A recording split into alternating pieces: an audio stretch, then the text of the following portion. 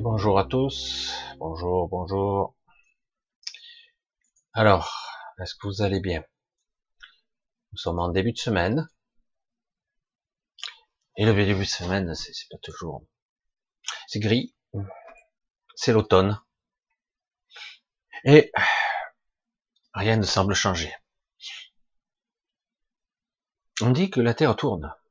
Et pourtant, quelqu'un me vient de me dire, en me croisant dans la rue, il me dit, le monde ne tourne plus rond. Vous croyez qu'avant il tournait bien rond? C'est vrai qu'aujourd'hui, on a l'impression d'être dans une caricature. Une caricature de société. Ils peuvent faire ce qu'ils veulent. On voit les lobbies, la corruption, les mensonges. On voit ces gens qui jugent pour vous, qui établissent des lois contre vous, des règles contre vous, contre nous. Mais pas pour eux, hein, évidemment. Eux ne sont pas concernés. Eux, ils ont la petite légion d'honneur. Et vous devez trimer. Rien n'a changé. Première phase de certains virus. Oh, on est en guerre. Et bon, peut-être on a vu qu'il y avait certains problèmes. Médicaments, faut rapatrier certaines industries, peut-être relocaliser certaines choses. Travail. Ah, je suis désolé, il plaisantait, bien sûr. Il n'a rien fait.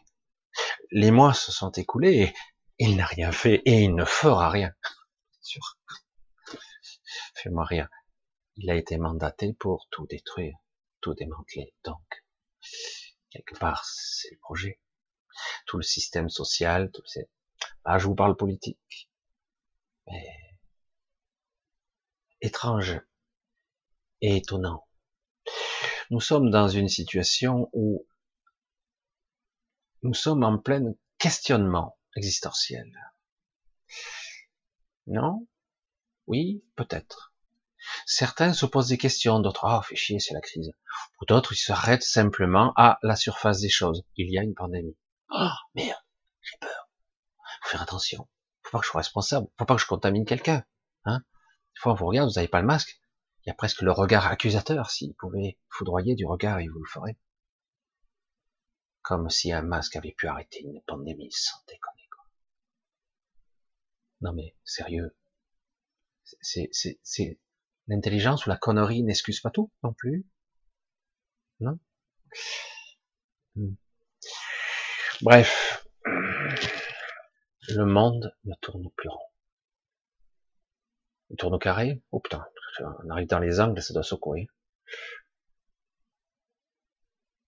Ce qui est intéressant, c'est aujourd'hui, on commence à voir qui est qui fait quoi, qui est éveillé, qui ne l'est pas, qui se pose des questions et d'autres qui suivent aveuglément. On teste l'obéissance ici dans cette société, on teste la soumission, on teste tout. Jusqu'où on peut aller? Peut-on tuer? Peut-on torturer? Peut-on avilir, réduire en esclavage? Est-ce que c'est possible? Tiens, on dirait que oui. On peut leur faire croire ce qu'on veut, cette populace. Finalement, il suffit d'avoir les médias, des pseudo-scientifiques qui sont des... Oh là là, vous avez entendu? Les mots fusent, même sans les prononcer. Les experts, il y en a tellement maintenant. Et en plus, il y en a certains, ils sont vente debout. Hein. Ah, c'est ta faute, c'est la faute des gens.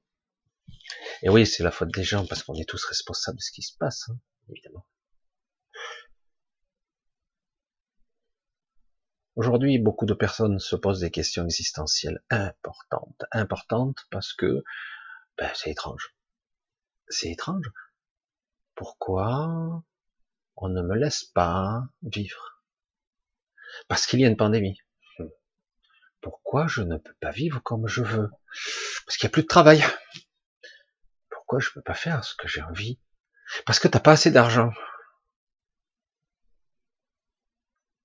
Tous ces critères sont basés sur un système bizarre qui est en train de s'écrouler, le système économique, le système sociétal.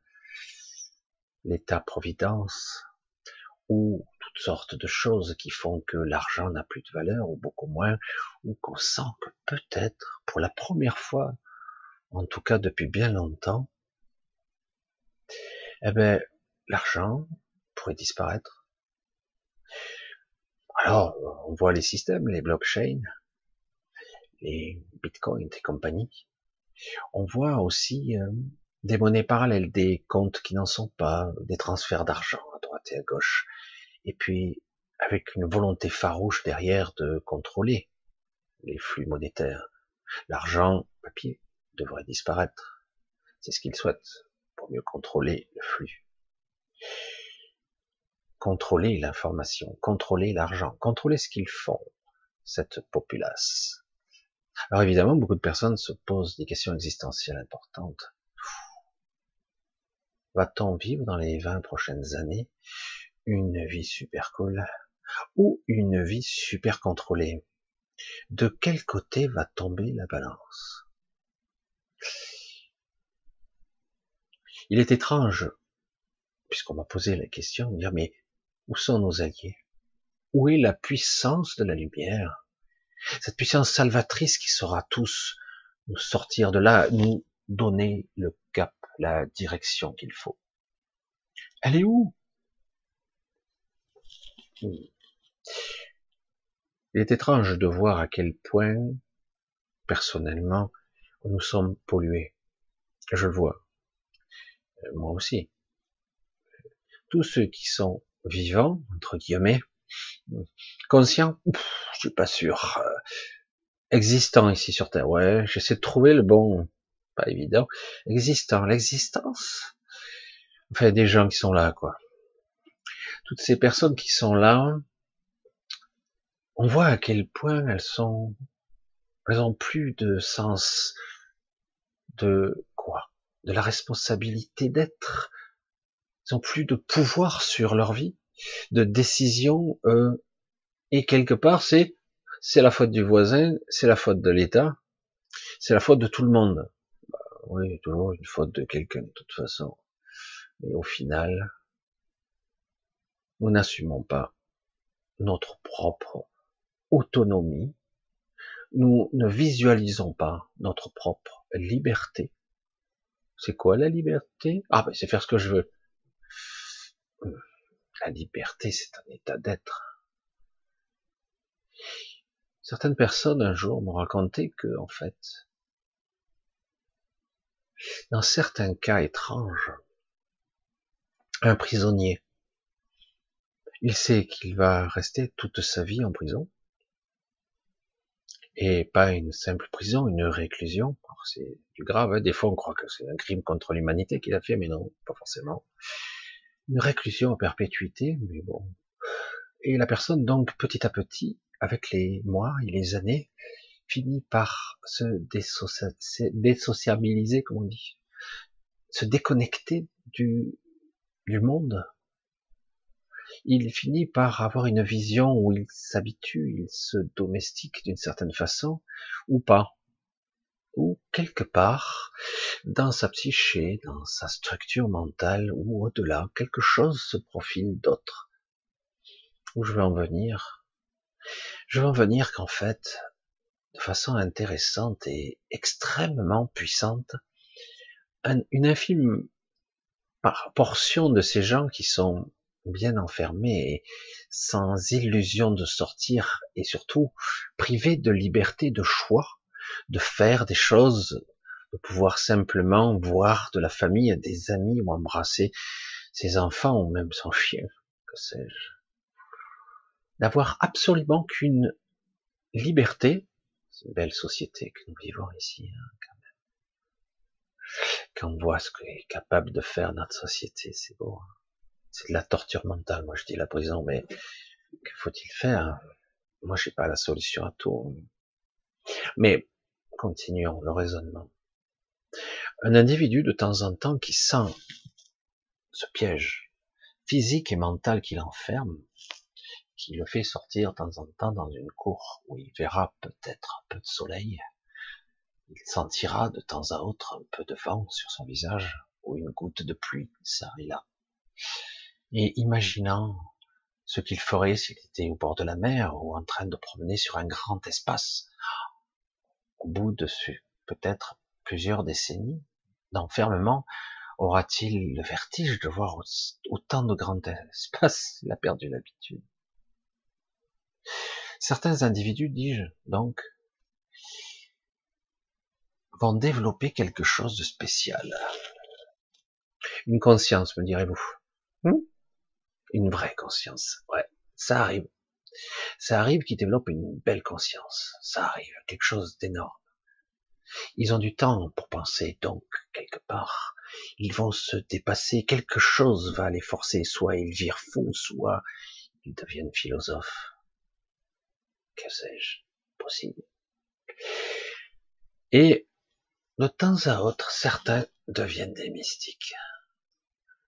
Un questionnement existentiel si profond, se heurtant au mur du mental et au mur de la prison, au bout d'un moment, la réflexion se fait. Une réflexion si puissante que cela dépasse le cadre très large, très très large, de sa propre existence unique. Et oui, ça arrive. Alors, faut-il en arriver là pour devenir un sage? Faut-il en arriver à cette extrémité où on perd quelque part toute illusion de sortie? Que le seul moyen de sortir, c'est de mourir. Mourir pour pouvoir partir. Mourir pour être libre. Comment peut-on être libre, moi? Parce que c'est le seul moyen de s'échapper. Mais au-delà de tout ça, lorsque le mental finit par s'écrouler et que quelque chose émerge, une connexion, un état de grâce, peut-être. Certains même vivent la décorporation. Ils interprètent pas toujours bien les choses, ça arrive. Alors certains veulent apprendre, comprendre, assimiler. Ils s'aperçoivent que cette expérience toute simple est très complexe et subtile en fait. Peut-être a été vécue avec pas mal, avec des variantes quand même, mais a été vécue par pas mal de personnes.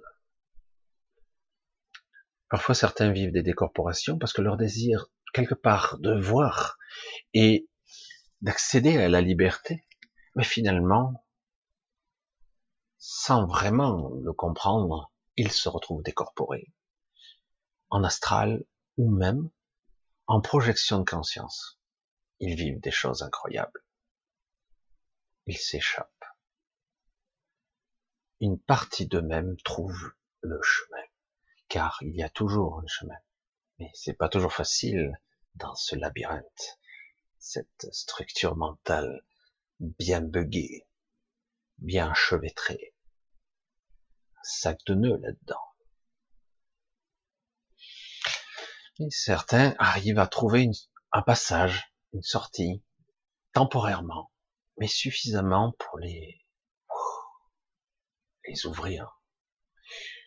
Alors, on peut dire, ah, il a développé une conscience.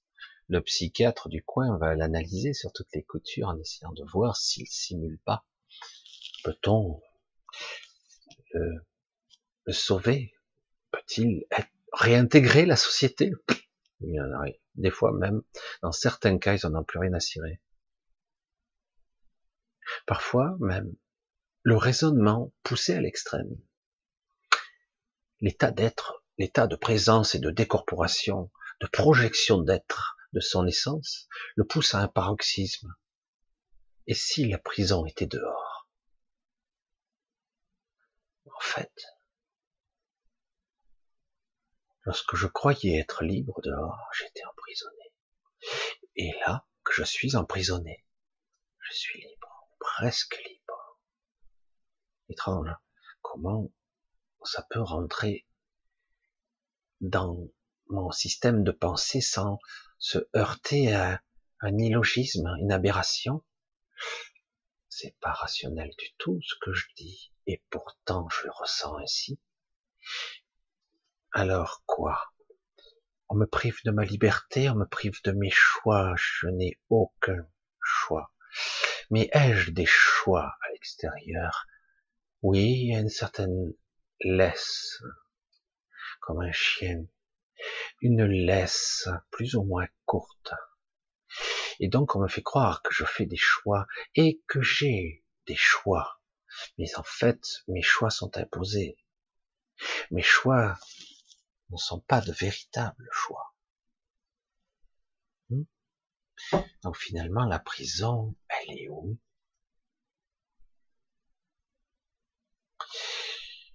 Et oui, certains développent une conscience, une résonance, une philosophie de compréhension de ce qu'est l'esprit libre, l'autonomie, l'envie de faire ou d'être, d'incarner ou pas, de faire, de se contempler ou de vivre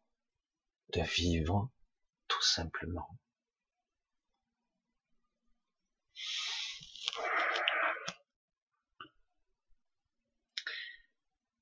C'est la petite réflexion du jour,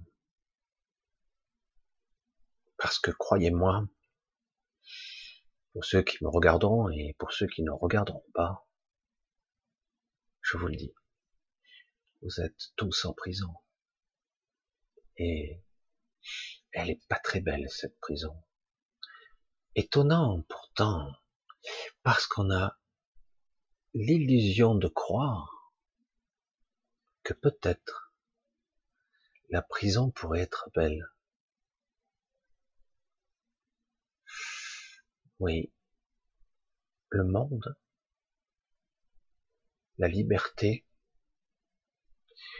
contempler une fleur, un panorama, un paysage, voir un arbre tricentenaire ou plus,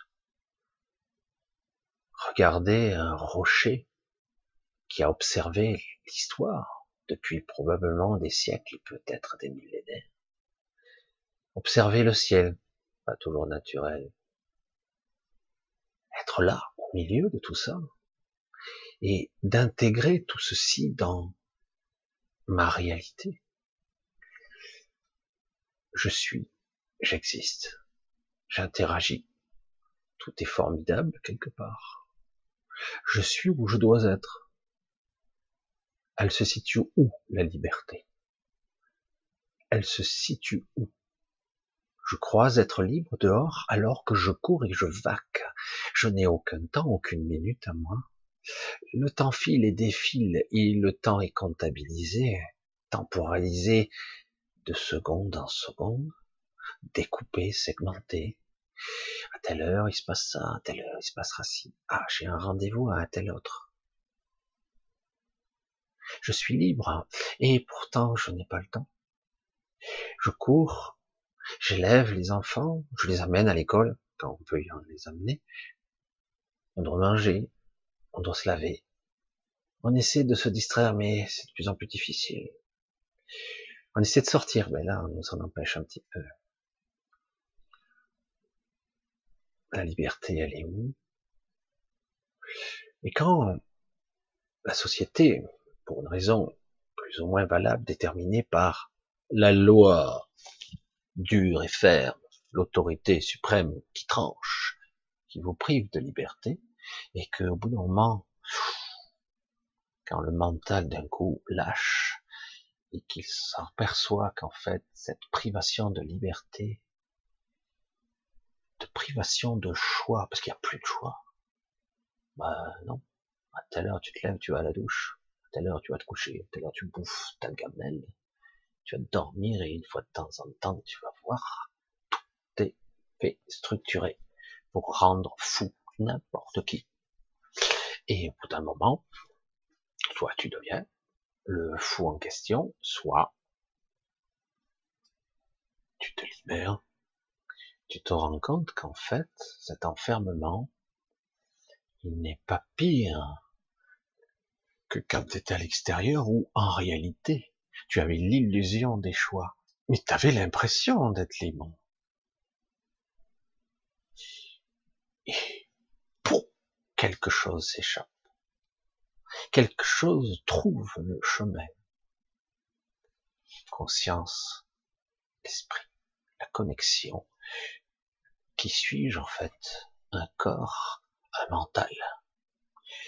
Un être vivant dans un corps et un mental. Quelque chose qui peut sortir sous certaines conditions, avec des doutes au départ et parfois, bien souvent, une incompréhension. Certains se projettent loin, d'autres croient qu'ils imaginent tout ça, qu'ils imaginent que c'est un moyen que leur mental a trouvé pour s'échapper. Ils ont créé une illusion. Et par-delà tout ça, du coup, cette conscientisation de ce qu'est l'enfermement véritable, la prison mentale, la prison qui est en fait omniprésente, aussi bien à l'intérieur de la prison qu'à l'extérieur. La taille de la prison n'est pas la même. Est-ce que pour autant, si j'ai beaucoup d'espace, je suis libre?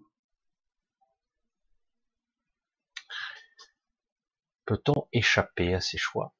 Peut-on échapper à ces règles qui nous imposent toutes sortes de carcans limitants?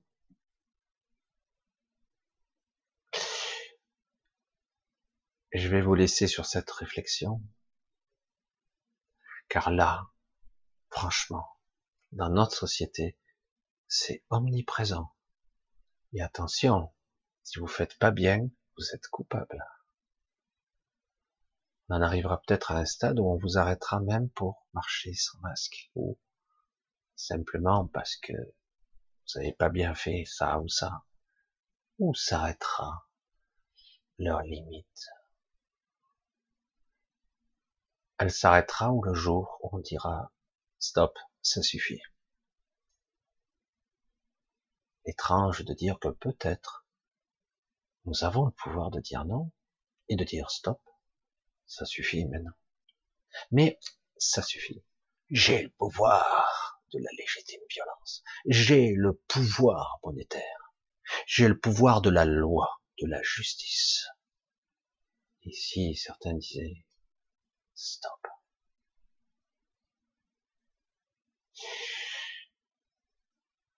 Réflexion un petit peu physique, un peu métaphysique, psychologique, sociétale, qui remet en perspective ce que nous sommes en tant qu'être. Quel genre d'être sommes-nous?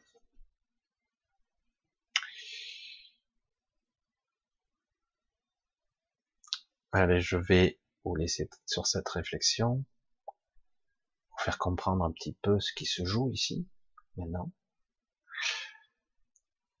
Je vous dis à très bientôt. Je vous embrasse tous, je vous remercie tous pour votre soutien et je vous remercie aussi de votre écoute, aussi pour ceux qui écoutent. Et je vous dis à très bientôt. Bye bye.